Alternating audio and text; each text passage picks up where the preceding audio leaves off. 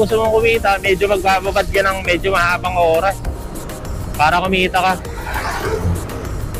Yun lang talaga, medyo pagka mainipan ka, talo ka dito.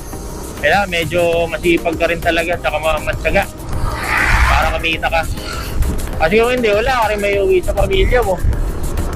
Ganun lang naman yun eh. Kaya shoutout sa mga masisipag at matyaga dyan. Kala nyo madali lang yung trabaho namin. Medyo mahirap.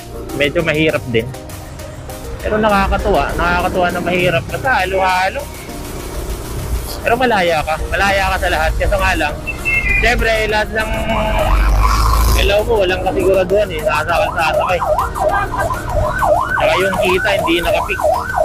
Depende sa galaw mo. Gaya nito, may ambulance sa likod ko. Kailangan mga nakagilid tayo guys. Unahin natin yan. Unahin natin, bigyan natin na daan yan. Alright.